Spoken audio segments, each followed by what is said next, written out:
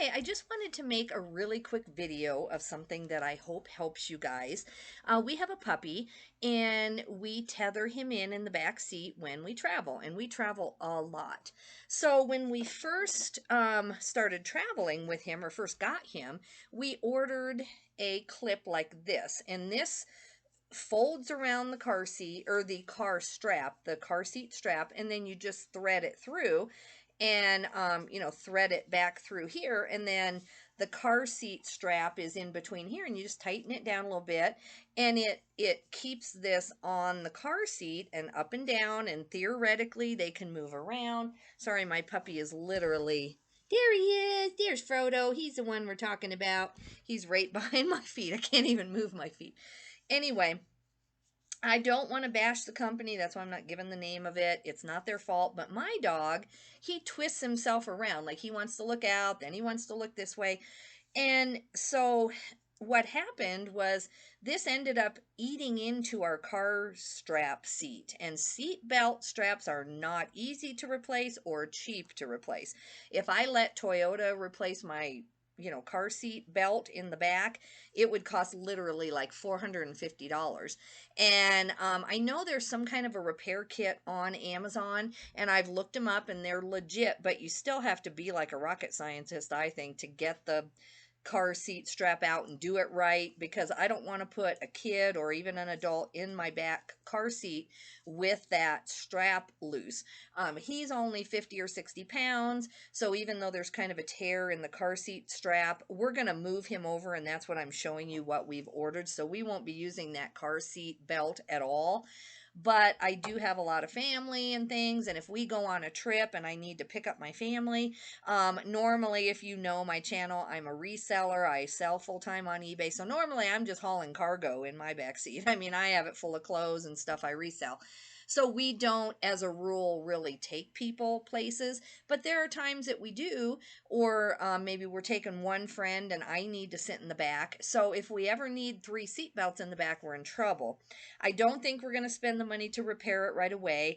But what ended up happening is this happened in our Ford car too. So we got this, we had a red, or still have a red Ford car, and we thought our dog had chewed the seatbelt, and he was a puppy, and we would leave him in the car for an hour at a time while we're shopping, and even though we didn't keep him strapped in, we still thought, he's just mad about being in the back seat and he chewed the seatbelt, because that's what it looked like. It looked like somebody had just chewed the seatbelt in half, or the strap of it. And then he got older and he stopped chewing things. He doesn't chew my shoes or chew anything at all that we see. He he's a normal dog, but he doesn't do stuff like that anymore. And so we put this in our newer car, the RAV4, the Toyota RAV4. And the same thing happened. And when you look at it closer, you realize that it's from this being really tight on the seat belt, and then him turning and turning and turning around and looking at things and stuff like that. So my suggestion, it's not that the company did something bad, it's just my own ignorance in knowing. If you have a real small, teeny tiny dog, even if they turned around and turned around, the weight of them would not be enough to like put a hole through the middle of a seatbelt, because they're like 20 pounds. It's not going to happen. My dog is closer to 50 pounds, and so he was able to just keep pulling on that seatbelt in the back, looking outside or turning, and it tore it. So like I said, right now it's not a priority. I'm gonna do some more research on how to replace the straps on that. I know that people do it because they want, like, for their Ferrari, which I don't have, but they want like red seatbelt straps in there. So I know people do it, but and I know I could buy it and then take it to the dealership and they might do it. But yeah, if I order the part, and then it's really all labor. The part itself is like $100 and some, but the labor on this will be like $200 to $300 to get that seatbelt replaced. So we have other priorities right now. I'm not worried about it. But what I have done, and what I hope you consider, that's why I'm making the video, is getting one like this. Now this goes around the headrest in the back.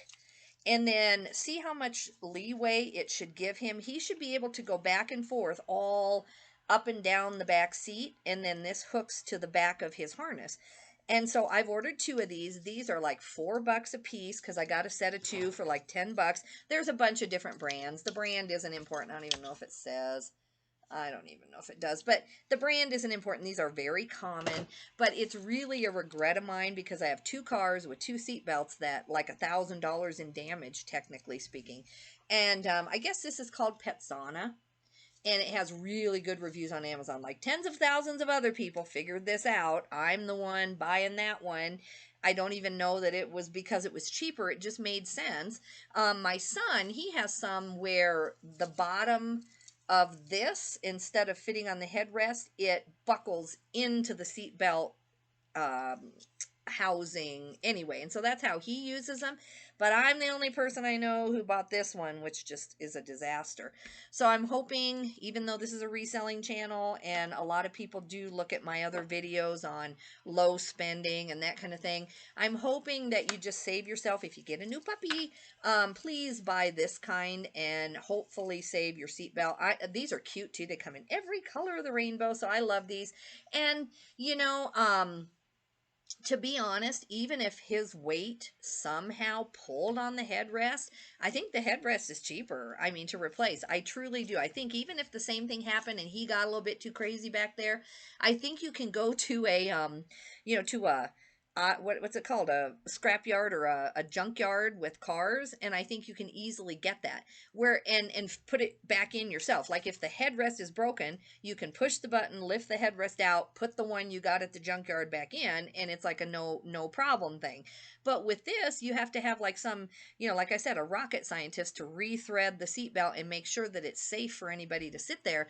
And so the last thing on the car, on the internal side of the car that you want to break is your seatbelt strap and be cut in half.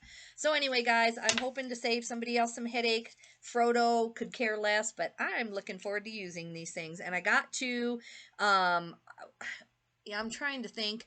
Sometimes I haul inventory that where both seats lay down on one side and then on the other side only one seat lays down. So I might put both of these in the Toyota, or my husband will have one in his car. Yeah, actually, we have a really old Taurus car too. It's really old, but we use it in town to save our miles going out of town, and it drives great. I need to check. I bet his seat, because I know I bought two of these. So see, I need to go check his seatbelt. I bet that we have three seatbelts. Actually, it just occurred to me. I bet we have three seatbelts that are torn. I'll go check. He's not in that car as much. It's just for short town trips. It's not like an hour out of town, and we don't leave him in that car as much because we're just in town coming right back to our house.